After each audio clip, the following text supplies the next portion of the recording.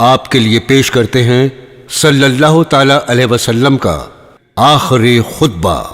حضور سرور کائنات صلی اللہ تعالی علیہ وسلم نے آخری حج کے موقع پر کم و بیش 1,00,000 انسانوں کے درمیان مکے سے متصل انبیاء علیہ السلام اجمعین کی سرزمین پر واقع میدان عرفات میں جبل رحمت پر استادہ ہو کر ایک خطبہ حجۃ الوداع ارشاد فرمایا۔ یہ خطبہ اسلام کے انفرادی اور اجتماعی اخلاقیات اور اصول شریعت کا ایک جامع ضابطہ ہے، اور سب سے بڑھ کر حقوق انسانی کے ایک عالمی منشور کی حیثیت رکھتا ہے، جسے جاری کیے ہوئے اب 1400 سال سے زیادہ گزر چکے ہیں، مگر اس سلسلے میں اس خطبے میں دی ہوئی ہدایات پر کوئی اضافہ نہیں کیا جا سکا اور نہ آئندہ کیا جا سکے گا۔ سرور دو عالم حضرت محمد صلی اللہ تعالی علیہ وسلم نے بذات خود اس خطبے میں ارشاد فرمایا کہ جو حاضرین اور سامعین یہاں موجود ہیں ان کو چاہیے کہ ان لوگوں تک اسے پہنچا دیں جو یہاں حاضر نہیں ہیں، حتیٰ کہ حضور پرنور حضرت محمد صلی اللہ تعالی علیہ وسلم نے اہل اسلام کی تخصیص بھی نہیں فرمائی۔ چنانچہ ہم سب پر یہ فرض عائد ہوتا ہے کہ خطبہ حجۃ الوداع ساری دنیا میں عام کریں، جس سے لوگوں میں اونچ نیچ ختم ہو اور آپس میں محبت، اخوت اور بھائی چارگی پیدا ہو۔ حج کے دن حضور صلی اللہ تعالی علیہ وسلم عرفات تشریف لائے اور آپ نے وہاں قیام فرمایا۔ جب سورج ڈھلنے لگا تو آپ نے قصبہ یعنی اپنی اونٹنی کو لانے کا حکم فرمایا۔ اونٹنی تیار کر کے حاضر کی گئی تو آپ اس پر سوار ہو کر بطن وادی میں تشریف لائے اور اپنا وہ خطبہ ارشاد فرمایا جس میں دین کے اہم امور بیان فرمائے۔ حضور اکرم صلی اللہ تعالی علیہ وسلم نے اللہ کی حمد و ثنا کرتے ہوئے خطبے کی یوں ابتدا فرمائی: اللہ کے سوا کوئی اور معبود نہیں ہے، وہ یکتا ہے، کوئی اس کا شریک نہیں۔ اللہ نے اپنا وعدہ پورا کیا، اس نے اپنے یعنی رسول کی مدد فرمائی، اور تنہا اس کی ذات نے باطل کی ساری مجتمع قوتوں کو زیر کیا۔ لوگو، میری بات سنو، میں نہیں سمجھتا کہ آئندہ کبھی ہم اس طرح ایسی مجلس میں یکجا ہو سکیں گے، اور غالباً اس سال کے بعد میں حج نہ کر سکوں گا۔ لوگو، اللہ تعالیٰ کا ارشاد ہے کہ انسانوں، ہم نے تم سب کو ایک ہی مرد اور عورت سے پیدا کیا اور تمہیں جماعتوں اور قبیلوں میں بانٹ دیا کہ تم الگ الگ پہچانے جا سکو۔ تم میں زیادہ عزت و کرامت والا اللہ کی نظروں میں وہی ہے جو اللہ سے زیادہ ڈرنے والا ہے۔ چنانچہ اس آیت کی روشنی میں نہ کسی عرب کو عجمی پر کوئی فوقیت حاصل ہے، نہ کسی عجمی کو کسی عرب پر، نہ کالا گورے سے افضل ہے، نہ گورا کالے سے۔ ہاں، فضیلت اور بزرگی کا کوئی معیار ہے تو وہ ہے تقوی۔ انسان سارے ہی آدم کی اولاد ہیں، اور آدم کی حقیقت اس کے سوا کیا ہے کہ وہ مٹی سے بنائے گئے۔ اب فضیلت و برتری کے سارے دعوے، خون و مال کے سارے مطالبے اور سارے انتظام میرے پاؤں تلے روندے جا چکے ہیں۔ بس بیت اللہ کی تولیت اور حاجیوں کو پانی پلانے کی خدمات علی حال ہی باقی رہیں گی۔ پھر آپ صلی اللہ تعالی علیہ وسلم نے ارشاد فرمایا: قریش کے لوگوں، ایسا نہ ہو کہ خدا کے حضور تم اس طرح آؤ کہ تمہاری گردنوں پر تو دنیا کا بوجھ لدا ہو اور دوسرے لوگ سامان آخرت لے کر پہنچیں، اور اگر ایسا ہوا تو میں خدا کے سامنے تمہارے کچھ کام نہ آ سکوں گا۔ قریش کے لوگوں، اللہ نے تمہاری جھوٹی نخوت کو ختم کر ڈالا اور باپ دادا کے کارناموں پر تمہارے فخر و مباحات کی اب کوئی گنجائش نہیں۔ تمہارے خون و مال اور عزتیں ایک دوسرے پر قطعاً حرام کر دی گئیں ہمیشہ کے لیے۔ ان چیزوں کی اہمیت ایسی ہی ہے جیسی تمہارے اس دن کی اور اس مبارک یعنی ذی الحجہ کی خاص کر اس شہر میں ہے۔ تم سب اللہ کے آگے جاؤ گے اور وہ تم سے تمہارے اعمال کی باز پرس فرمائے گا۔ دیکھو میرے بات کہیں گمراہ نہ ہو جانا کہ آپس میں ہی کشت و خون کرنے لگو۔ اگر کسی کے پاس امانت رکھوائی جائے تو وہ اس بات کا پابند ہے کہ امانت رکھوانے والے کو امانت پہنچا دے۔ لوگو، ہر مسلمان دوسرے مسلمان کا بھائی ہے اور سارے مسلمان آپس میں بھائی بھائی ہیں۔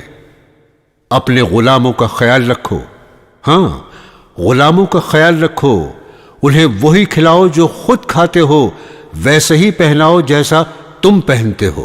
دور جاہلیت کا سب کچھ میں نے اپنے پیروں سے رون دیا۔ زمانہ جاہلیت کے خون کے سارے انتقام اب کالعدم ہیں۔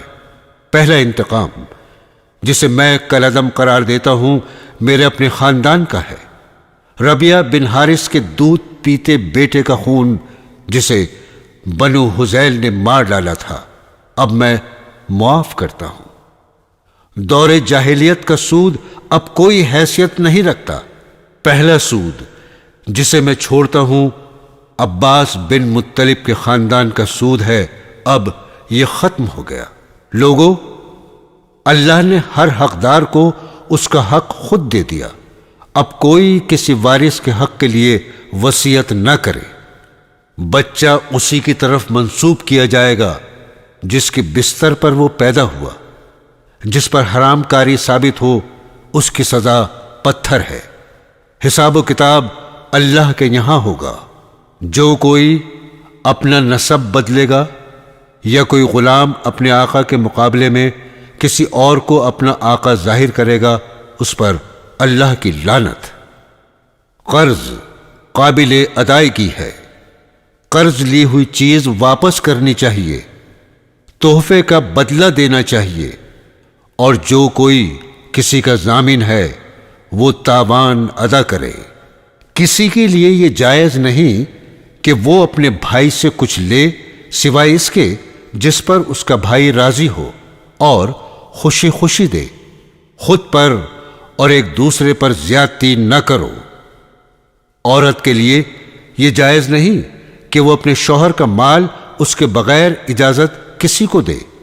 دیکھو تمہارے اوپر تمہاری عورتوں کے کچھ حقوق ہیں، اسی طرح ان پر تمہارے حقوق واجب ہیں۔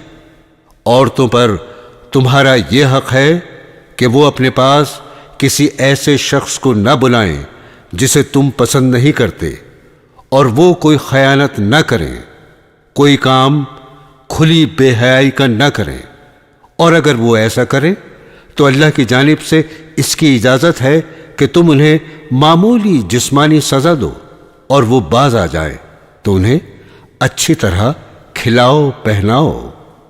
عورتوں سے بہتر سلوک کرو کیونکہ وہ تمہاری پابند ہیں اور خود اپنے لیے وہ کچھ نہیں کر سکتی۔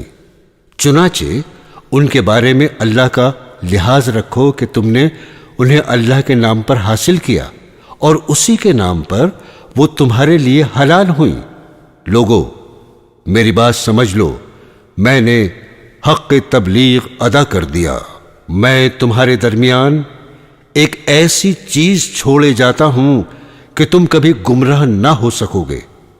اگر اس پر قائم رہے، اور وہ اللہ کی کتاب ہے، اور ہاں دیکھو دینی معاملات میں غلو سے بچنا کہ تم سے پہلے کے لوگ انہی باتوں کے سبب ہلاک کر دیے گئے۔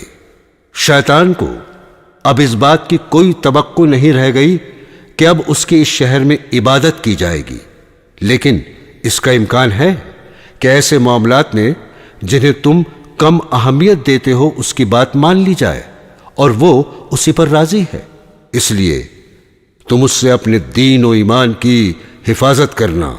لوگو اپنے رب کی عبادت کرو، 5 وقت کی نماز ادا کرو، مہینے بھر کے روزے رکھو، اپنے مالوں کی زکوٰۃ خوش دلی کے ساتھ دیتے رہو، اپنے اللہ کے گھر کا حج کرو اور اپنے اہل امر کی اطاعت کرو تو اپنے رب کی جنت میں داخل ہو جاؤ گے۔ اب مجرم خود ہی اپنے جرم کا ذمہ دار ہوگا، اور اب نہ باپ کے بدلے بیٹا پکڑا جائے گا، نہ بیٹے کا بدلہ باپ سے لیا جائے گا۔ سنو، جو لوگ یہاں موجود ہیں انہیں چاہیے کہ یہ احکام اور باتیں ان لوگوں کو بتا دیں جو یہاں نہیں ہیں۔ ہو سکتا ہے کوئی غیر موجود تم سے زیادہ سمجھنے اور محفوظ رکھنے والا ہو۔ اور لوگوں، تم سے میرے بارے میں اللہ کے ہاں سوال کیا جائے گا، بتاؤ تم کیا جواب دو گے؟ لوگوں نے جواب دیا کہ ہم اس بات کی شہادت دیں گے کہ آپ صلی اللہ علیہ وسلم نے امانت دین پہنچا دی، اور آپ صلی اللہ تعالی علیہ وسلم نے حق رسالت ادا فرما دیا اور ہماری خیر خواہی فرمائی۔ یہ سن کر حضور اکرم صلی اللہ تعالی علیہ وسلم نے اپنی انگشت شہادت آسمان کی جانب اٹھائی اور لوگوں کی جانب اشارہ کرتے ہوئے 3 مرتبہ ارشاد فرمایا، اللہ گواہ رہنا، اللہ گواہ رہنا، اللہ گواہ رہنا۔ برادران اسلام، حضور اکرم صلی اللہ تعالی علیہ وسلم کا یہ آخری خطبہ، جسے آپ نے اپنے آخری حج مبارک کے موقع پر فرمایا تھا، محض ایک تقریر نہیں بلکہ لازوال انسانی منشور ہے۔ چنانچہ ہم سب پر یہ فرض عائد ہوتا ہے کہ خطبہ حجۃ الوداع ساری دنیا میں عام کریں اور خود بھی اس پر عمل پیرا ہوں، جس سے لوگوں میں اونچ نیچ ختم ہو، آپس میں محبت، اخوت اور بھائی چارگی پیدا ہو۔ آمین ثم آمین۔